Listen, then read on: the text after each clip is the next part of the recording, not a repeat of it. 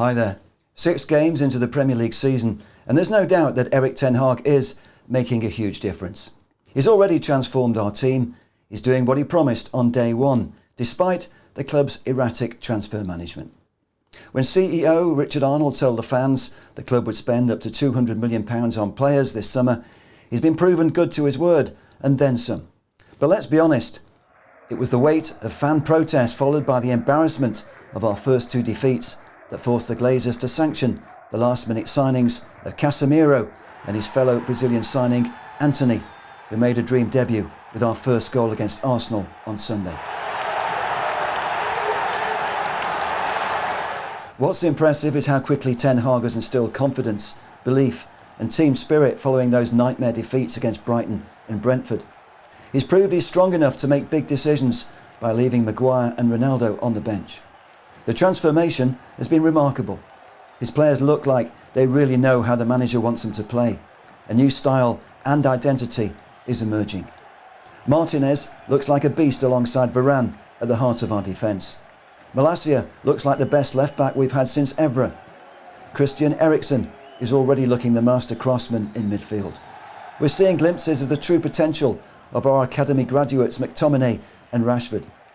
Jadon Sancho is clearly star quality. We're even seeing a smiling Cristiano Ronaldo, and the fans are singing his name again. But this does not mean fans will stop protesting. Far from it. The sterling work being done by Ten Hag and his players does not cover up 17 years of mismanagement by the owners. The message remains loud and clear. We want Glazers out, say we want Glazers out. We want Glazers out, say we want Glazers out. It is time for Arsenal, because they're shite. It's time for Man United, because we're fucking dynamite. Fans never forget. That's why Roy Keane is still adored. One of our greatest ever players, Keane was singing from the fans' hymn sheet when he said this over a year ago. United fans have had enough. They're doing this because they love the club. There's more to come. This is just a start from Manchester United fans. I guarantee that. That was what Keane said after the match against Liverpool was called off because of fan protests. Keane and his fellow Sky pundits were reminded of our former skipper's popularity when fans sang his songs for more than 20 minutes, long after the final whistle, after we beat Arsenal.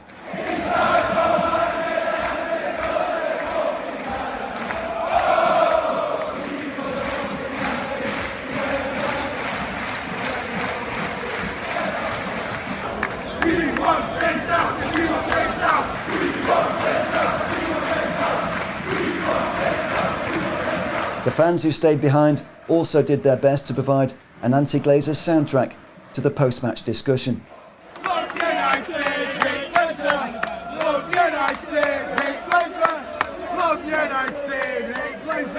During the match, there was also plenty of Glazers out chanting, though much of the audio was filtered out on the live broadcast.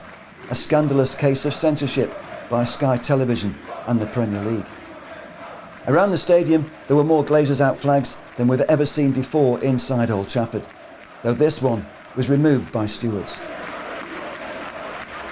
Glazers out, say we want Glazers out. We want Glazers out, say we want Glazers out. Before the match, we saw fans of all ages bring their anti-Glazers flags and banners to the Trinity statue. Even an Arsenal fan joined in to give his support. Genuine football fans know the truth about the Glazers and how they've seriously damaged our football club. Gary Neville's new book confirms his Glazers out position, with fresh criticism of our American owners.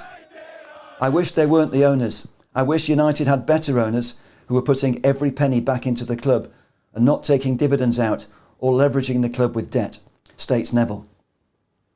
Despite explaining the Glazers have not broken any rules, he adds, "In the last few years, I've now eventually become convinced they're not fit to own the club."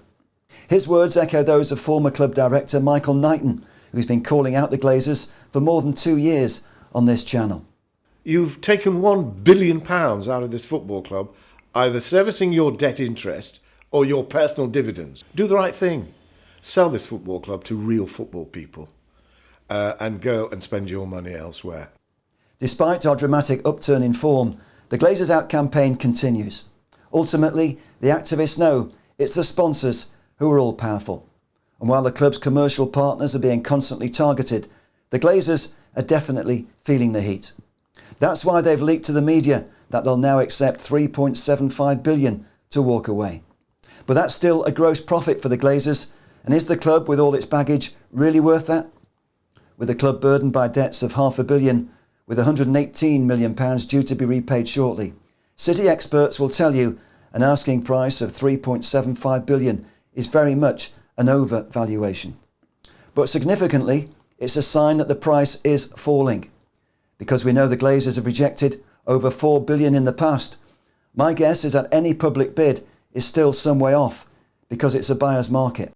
And United and the Glazers are under financial pressure, magnified by the rise in interest rates, especially after the club has been forced to splash out over £200 million on new signings.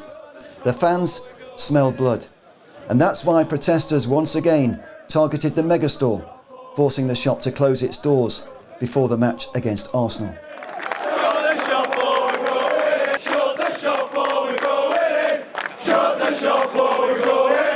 As Sir Matt Busby looks down on the discontent, one wonders what the great man would be thinking about the way his legacy has been turned into a cash machine for the owners.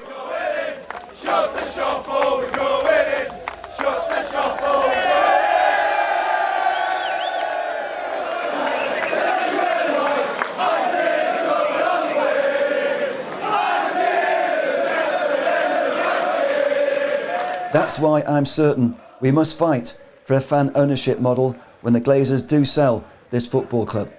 And as we've heard many times before on this channel, 25.1% is a magic number. We must fight for nothing less when the Glazers leave.